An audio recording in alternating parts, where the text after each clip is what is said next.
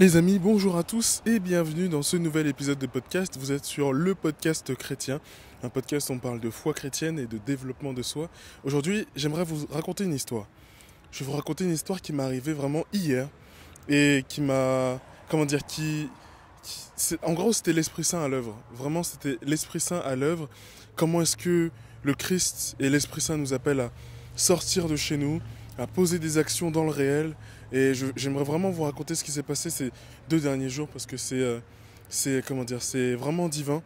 C'est vraiment, vraiment divin. Et peut-être que ça vous aidera, vous, à mieux entendre la voix de l'Esprit Saint, à mieux entendre quand l'Esprit Saint vous appelle à poser une action, à dire quelque chose, à faire quelque chose, et surtout comment est-ce qu'il souffle, quoi. La persévérance, à quel point ça peut être aussi difficile d'entendre sa voix, justement, et surtout pendant cette période d'été où on a du temps libre, et où en fait l'Esprit Saint a le champ large pour nous dire, tiens, pose telle action, fais telle chose, fais telle chose. Donc vraiment, j'aimerais parler de ça pendant cet été, en espérant que le programme vous plaise, et surtout qu'il vous édifie en ce dimanche. Peut-être que vous entendez la musique, c'est parce que je suis à l'hôpital Saint-Camille à côté de chez moi. Voilà, je suis à Saint-Camille. Le 14 juillet, c'est la fête de Saint-Camille, de l'Hélice. C'est celui qui a guéri, comment dire, pas qui a guéri, mais qui a accompagné les malades, etc. etc. C'est un peu le saint patron des malades et de toutes les personnes qu'on dit sans, c'est-à-dire sans abri, sans nourriture, sans domicile, sans papier, etc. etc., etc. Avant de continuer, je me présente, donc je m'appelle Constant Sessou. Je crée du contenu chrétien sur les réseaux sociaux depuis 2020. Et donc vous pouvez me retrouver sur YouTube, TikTok, Instagram, sur du coup Spotify en podcast, sur toutes ces plateformes-là. Vous pouvez aussi retrouver de manière plus simple tout ce que je fais et toute ma mission, ce pourquoi je fais tout ça, sur mon site www.constantsessou.fr, Sessou, donc S-E-2-S-O-U, et Constant avec un T à la fin. .fr. Voilà. Une dernière chose que j'aimerais bien vous demander, c'est s'il vous plaît, mettez des petites étoiles sur le podcast, sur Spotify, sur Apple, etc. Parce que ça permet au podcast d'être mieux référencé et de rejoindre plus de monde. Donc voilà, si vous avez à cœur que cet épisode rejoigne plus de personnes, mettez juste une étoile, laissez un avis et ça permettra au podcast de monter dans le référencement. Voilà, si vous pouvez le faire, ça me ferait très plaisir. Les amis, j'ai envie de vous dire, on va débuter cet épisode. C'est parti, mettez-vous à l'aise, prenez-vous un café, quelque chose, un petit thé, faites la vaisselle, faites ce que vous voulez. On est parti, je vous raconte cette histoire. Donc je vais vous raconter cette histoire, comment l'Esprit Saint a soufflé, comment le vent a soufflé. En gros, tout démarre quand je suis en live, donc vendredi soir à minuit. Tout démarre quand je suis en live sur Instagram. Donc je lance un direct sur Insta. Et ça faisait longtemps que j'avais pas fait de vidéo, longtemps que j'avais pas lancé de direct. Et donc là, c'était l'occasion de reprendre un petit peu, de reprendre contact avec les gens, de répondre à des questions, d'aider les gens, etc., etc. Et donc je lance le live, les 10 premières minutes passent, etc. On se dit bonjour, on échange, des petites questions, machin. Et puis d'un coup, je suis en train de parler, je me dis tiens, qu'est-ce que je pourrais faire cet été parce qu'en gros, j'avais à cœur depuis plusieurs jours de recueillir le témoignage de personnes. De recueillir le témoignage de gens sur ce podcast et de transformer ce podcast pas juste en quelque chose où c'est moi qui parle, mais en vous faisant parler. Donc j'avais fait des stories récemment par rapport à ça. Dire ok, moi je suis là pour vous faire parler, pour recueillir votre histoire, recueillir votre témoignage. C'est les personnes qui me suivent, connues ou pas vraiment, et plutôt des personnes du quotidien quoi. Donc voilà, j'ai fait des stories par rapport à ça. Et donc je réfléchissais par rapport à ça en live. Je disais oui, d'ailleurs si vous voulez témoigner sur le podcast, faites-moi signe un DM. Et d'un coup j'ai une idée.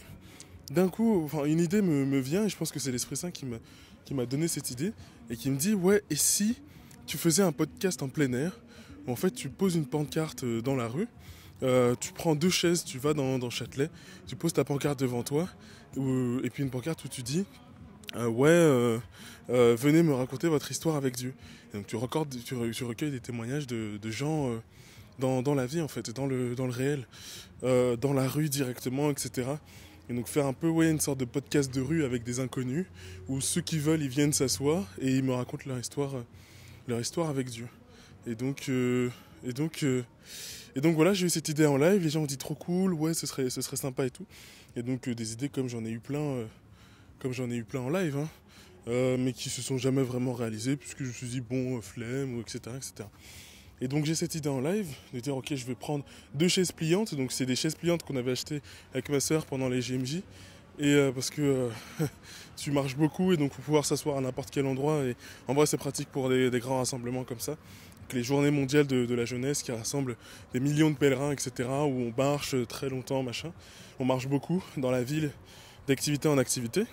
Et donc donc j'ai à cœur de faire ça, de juste prendre les 2 chaises, prendre une pancarte et dire aux gens, voilà, venez témoigner sur mon podcast, venez me parler de votre histoire avec Dieu. Voilà. Et juste, je mets Dieu, de base je voulais mettre Jésus, mais je te dis, je vais mettre Dieu pour que ça soit plus inclusif, accueillir plus de monde. Et puis voilà, Jésus, ça peut être un peu, même si, voilà, moi ça a beaucoup de sens pour moi. Pour des personnes qui ne croient pas en Dieu, ça peut être un peu revendicatif. Donc dans tous les cas, j'ai mis un petit cœur à côté, j'ai mis Dieu, et c'est seulement des chrétiens qui sont venus me voir. Donc voilà, des musulmans auraient pu venir me voir aussi. Mais de fait, même si j'ai mis que Dieu, c'est des chrétiens sont venus me voir. Et donc du coup, désolé, je vous spoil un petit peu, mais voilà, j'ai cette idée vendredi soir.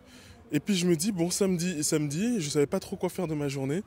Je me suis dit, bon, je vais avancer sur ma création de contenu, m'organiser, etc. Tourner des vidéos, machin. Et puis d'un coup, j'ai à cœur de dire, tiens, je me réveille à midi, c'est un samedi, enfin, on fait la grasse mat. Et je me dis, et si j'allais là dans Châtelet, il fait beau, il pleut pas, là je pourrais y aller et faire le truc, là maintenant, tout de suite.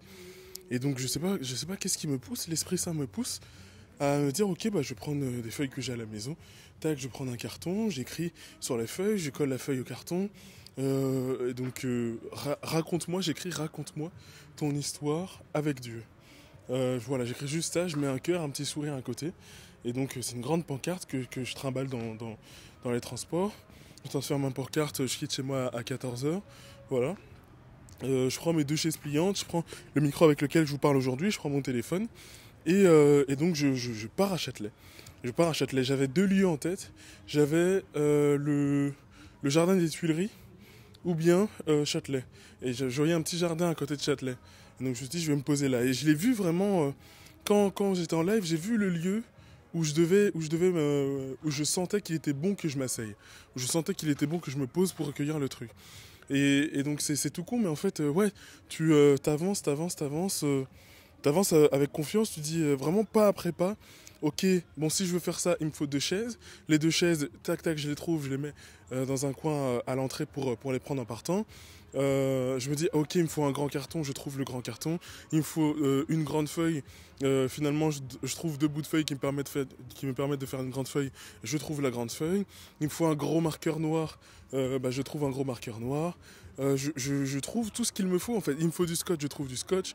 Bon, vous allez me dire, dans une maison, c'est normal de trouver tout ça. Mais c'est fluide, j'ai pas à chercher. Franchement, j'ai pas à chercher, c'est fluide, etc. Et donc, je fais ma pancarte, je prends mes trucs, je fais une story Insta pour dire que l'idée que j'avais hier en live, bah, je vais la faire. Donc, je le fais. Je vais dans les transports, pareil. Erreur dans 4 minutes, c'est fluide. Tout est fluide en fait. Tout est fluide, tout est fluide. J'arrive à Châtelet à 14h30. Je me pose dans l'endroit où je voulais me poser. Je fais le tour un peu du parc, premièrement, enfin de l'espace vert. Et je me dis, ok, où est-ce que je dois me poser? Tiens, je vois le lieu où vraiment je sens qu'il est bon que je m'asseye là. Je sens qu'il est bon que je me mette là. Et donc je me mets à cet endroit. Et puis vraiment, mais je vous dis, vraiment genre 5 minutes, 5 minutes après que je me sois posé, il y a 2 chrétiens qui arrivent comme ça et qui me font bonjour mon frère, directement. Donc déjà je pense que l'Esprit Saint a beaucoup soufflé. Donc je priais déjà avant de partir, je priais à l'Esprit Saint pour qu'il me guide et qu'il me dise, tiens, envoie-moi les bonnes personnes, envoie-moi ces personnes-là, va en avant de moi. Pour que je puisse rencontrer des personnes, recueillir des témoignages, etc. J'avais vraiment aucune peur dans tout le processus, depuis le moment où je faisais la pancarte jusqu'à les transports, etc. Aucune crainte. Je me suis dit, au pire, il n'y a personne et c'est tout, quoi. Au pire, il y a juste personne et c'est tout, mais rien de grave, voilà, rien de particulier. Et donc je fais tout ça. Je fais tout ça, pas de peur, pas de crainte. Et là, 5 minutes même pas après que je sois arrivé, 2 chrétiens, un homme, une femme, de l'église Emelka, donc vous entendrez leur témoignage tout à l'heure, enfin la semaine prochaine, ou dans la semaine qui arrive. Et donc qui arrive, bonjour mon frère, comme ça, grand sourire, etc. On est là pour t'aider, machin. Je te jure, mais l'Esprit Saint a soufflé. C'est une dinguerie.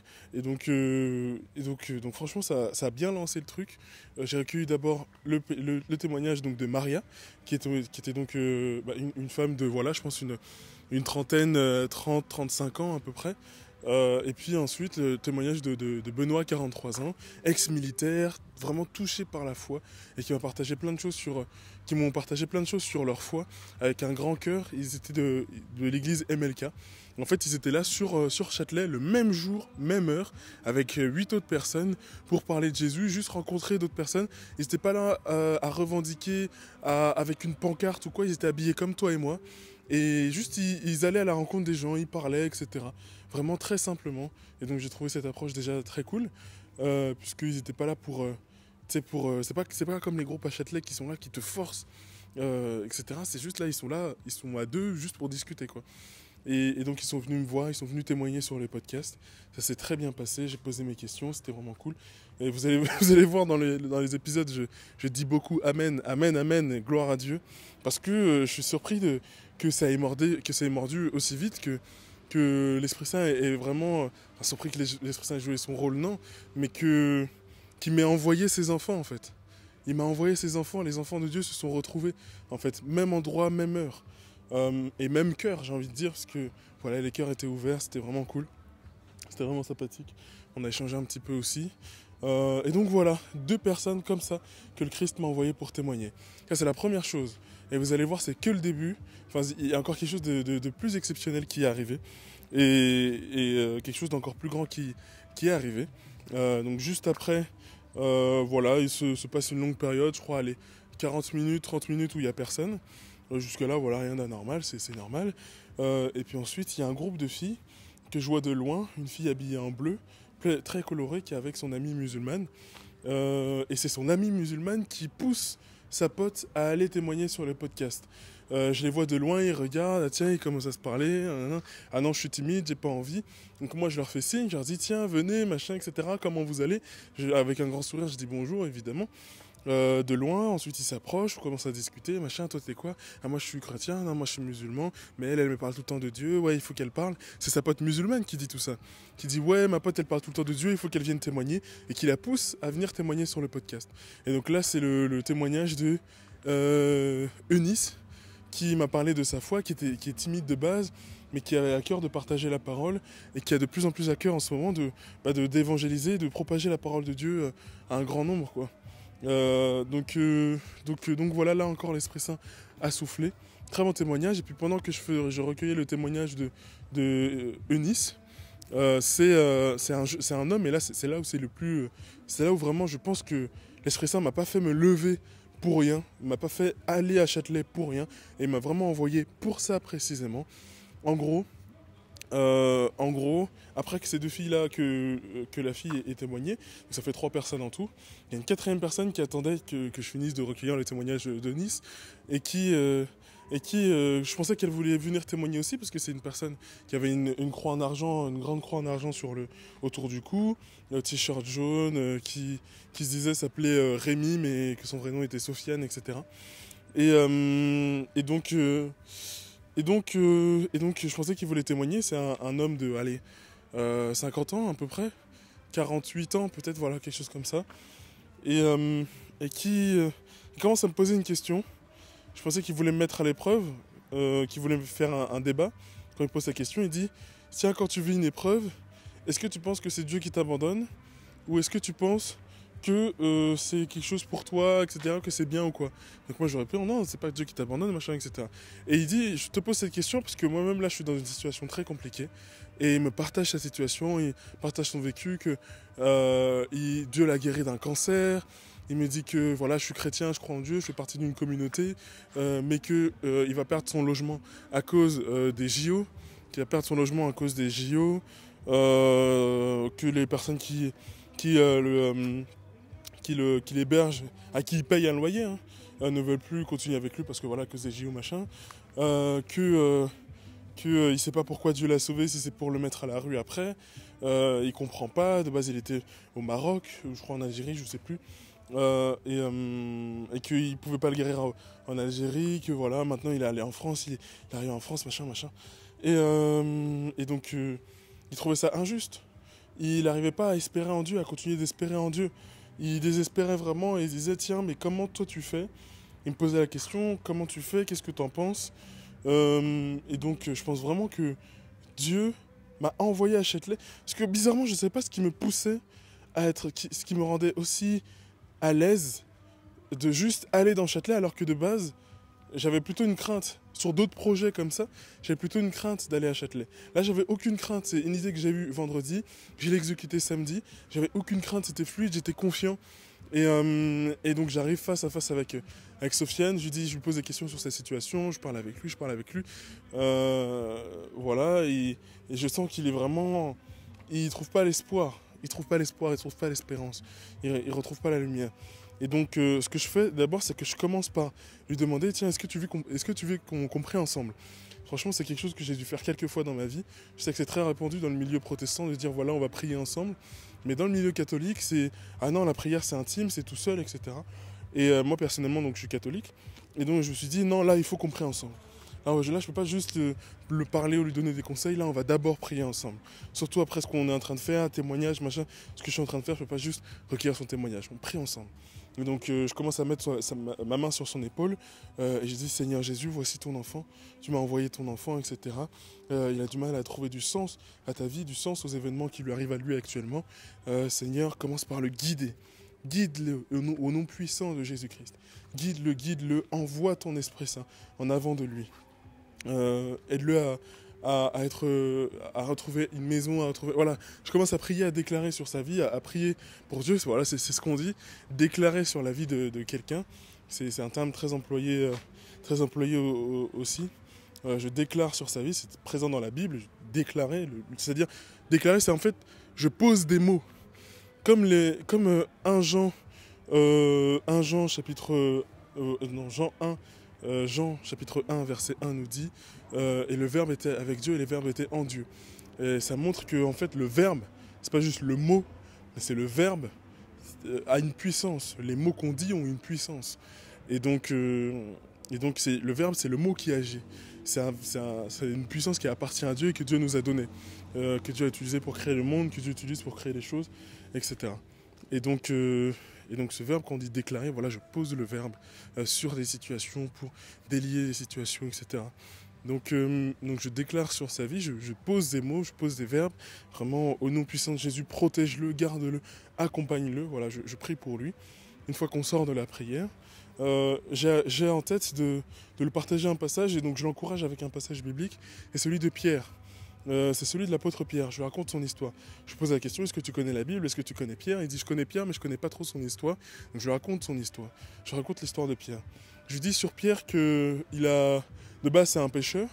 C'est-à-dire un pêcheur, quelqu'un qui pêche de poissons. Il a son business de pêcheur, de poissons, etc. Et donc je lui dis, oui, qu'il a tout quitté pour suivre Jésus. Il a tout quitté, il a quitté sa femme, ses frères et sœurs, voilà, il a tout quitté pour suivre Jésus-Christ. Et que en fait, plus il avançait avec Jésus, plus il perdait des biens matériels. Et que en fait, Jésus lui a fait cette promesse que oui, tout ce que tu vas perdre, tout ce que vous perdrez, mes disciples, vous les regagnerez au centuple au ciel. Et donc je lui partage ce passage-là en lui disant qu'il ne faut pas s'attacher aux biens matériels, il ne faut pas s'attacher à ce que tu perds aujourd'hui. Je lui dis que c'est difficile de perdre sa maison, de ne plus avoir d'endroit où reposer la tête, de perdre tout ça. Donc je partage le fait que voilà, c'est quelque chose de pas évident à faire, mais qu'il ne faut pas s'attacher à ça, parce que Dieu nous donne encore plus et que c'est une voie quelque part de sainteté que le Christ est en train de lui offrir aujourd'hui. Voilà, je partage comme ça, je lui parle, je conseille. Il me dit, ah oui, je vois ce que tu veux dire, machin. Je sens que ça résonne un peu en lui, ou du moins que ça lui redonne un peu d'espoir. Il me dit, il est surtout touché par le fait que les personnes de sa communauté ne veuillent pas l'aider, qu'ils ne donnent pas un endroit où dormir ou quoi, et que c'est ça qui le touche le plus. Là aussi, je lui parle qu'il y a des associations à côté, dans Châtelet, notamment Santé Giguio, les Jeunes pour la Paix, voilà, il me dit qu'il a déjà été. Enfin bref, on discute. Et donc c'est divin.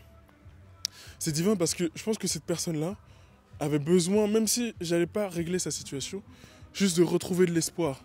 Et peut-être que Dieu m'a envoyé pour que je sois là pour lui redonner cet espoir, justement. Et en fait, on sait pas pourquoi Dieu nous demande de faire les choses. On ne sait pas pourquoi Dieu nous dit de tiens, fais ça maintenant, mais c'est seulement après que ça prend du sens. En plus, quand j'ai vu, donc après, moi, j'ai plus aucune personne qui est venue s'asseoir. Après, j'ai que eu des refus ou des vents ou machin, etc. J'ai même eu une personne qui est arrivée qui m'a dit ah tiens, non, c'est pas la bonne religion auquel tu crois, c'est l'islam, etc. Je lui dis très bien, merci d'être venu me parler, merci de ta bienveillance, mais voilà, je te souhaite une bonne journée. Donc voilà, tout ça dans la bienveillance. Mais après, oui, j'ai plus eu personne. Je suis resté un tour 2 heures, 3 heures ici, donc sur le lieu, avec pas mal de refus, mais surtout, Sofiane qui avait besoin, je pense, de ces quelques mots que j'ai pu lui partager. En plus, quand j'ai vu qu'il n'y avait personne, moi je voulais partir. Finalement, c'est vraiment 1h30 après que je sois arrivé que Sofiane est arrivé.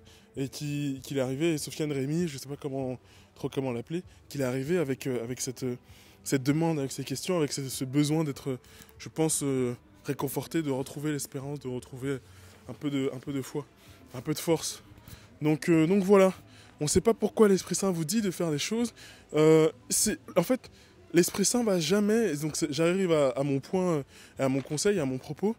L'Esprit Saint ne va jamais, enfin, je vais pas dire, faut pas dire jamais. Mais moi, personnellement, l'Esprit Saint n'est jamais venu me dire, venu me parler distinctement en disant, oui, fais ça parce qu'il y a Sofiane à tel endroit, à tel moment, tu dois aller le voir, etc. Il m'a pas dit, tu dois aller voir Sofiane.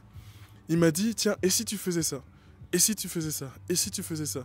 Et c'est jamais des tu dois faire ça. Parce qu'il n'y a pas d'injonction dans la foi chrétienne. Il n'y a pas de tu dois, il n'y a pas de devoir. Mais il y a des choix. Dieu, il ne nous appelle pas il nous appelle à l'obéissance. Il nous dit, tiens, c'est mieux si tu fais ça. Par contre, il nous dit toujours, et si? Il laisse toujours le choix. Il nous laisse toujours le choix. C'est toujours une invitation. Et là, donc, en live, c'était une invitation à faire ce concept. Samedi, à mon réveil, c'était une invitation à poser ce concept-là dans la journée. Ensuite, tac, c'était une invitation, à chaque fois une invitation. Et si tu priais avec lui? Et si tu lui parlais de tel passage? Et si tu... Et donc, c'est comme ça qu'il parle. En tout cas, c'est comme ça qu'il m'a parlé sur ce passage-là. Et c'est une des manières dont l'Esprit Saint nous parle. C'est jamais clair, c'est jamais fluide, c'est jamais... Il n'y a pas de... En gros, il n'y a pas de fiche de script où en fait l'Esprit Saint nous envoie une lettre, il nous dit voilà ce que tu dois faire, il y a telle personne, il y a 4 personnes qui vont t'attendre demain après-midi à tel endroit dans Châtelet ou à tel jardin. Non, il dit tiens, reste encore un peu, ne pars pas tout de suite. Parce que je voulais partir en plus de là où j'étais. Parce qu'il y avait, il y avait du monde, mais je me prenais vent sur vent. Je prenais des refus sur refus. Donc je voulais partir, je me suis dit bon, je suis resté un peu, je vais rentrer chez moi quoi. Je vais rentrer chez moi, regarder ma série, regarder YouTube, me détendre parce que c'est samedi. Et donc non, je sens que l'Esprit Saint me pousse et me dit non, reste. Et en soi, j'aurais pu rester encore plus, je suis parti à 17h, j'aurais pu rester encore plus. Mais je me suis dit bon allez 17h, c'est le moment où on va partir. En plus comme ça je prends le temps de me reposer aussi samedi parce que dimanche il y a là où je suis aujourd'hui il y a la fête avec les Camiliens. Après il faut quand même prendre le temps de se reposer. Enfin bref. Mais j'aurais pu rester encore. Mais je pense que Dieu m'a envoyé pour Sofiane. Je pense que Dieu m'a envoyé pour Sofiane.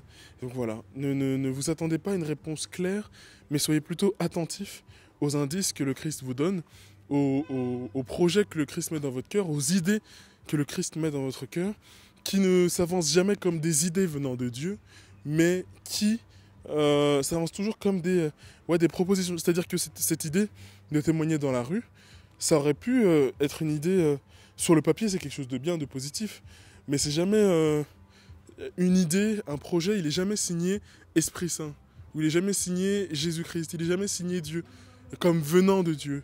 C'est toujours, tiens, je teste, ça porte du fruit, oui, non. Parce que quelque chose de bon, comme nous dit la parole, quelque chose de bon porte du fruit. Quelque chose de mauvais ne porte pas de fruit. La vigne, le bon arbre, celui qui est bon, qui a des bonnes racines, porte du fruit. Le mauvais arbre, celui qui est pourri, qui est mort, ne porte pas de fruit. Et donc une idée, tu testes, et ensuite ça porte du fruit. Et donc c'est une confirmation que potentiellement c'est bien et que potentiellement il faut le continuer. etc. Mais voilà, les idées que vous avez, les projets que vous avez, c'est jamais signé, c'est toujours des propositions, des invitations à tester. Et puis là, c'est juste répondre oui, répondre comment. Ensuite, je vous dis, comment, tu vas commencer par faire ça. Il te donne jamais le plan en entier, tu commences par faire ça, tu commences. Donc voilà comment l'Esprit Saint a soufflé dans ma vie ces derniers jours. Et donc vous allez écouter, vous allez entendre dans les prochains jours les témoignages de Maria, de Benoît, de Eunice. Voilà, ces 3 personnes-là. J'ai pas interviewé Sofiane, le 4e, puisque voilà, je me suis dit, c'est peut-être pas le moment, quoi. Il avait plus besoin d'échanges fraternels et de conseils. Mais voilà, vous avez ces 3 petites interviews. Et puis plus tard, il y aura d'autres interviews de personnes qui me suivent sur les réseaux, puisque voilà, il y en a qui ont répondu à ma story d'il y a quelques jours.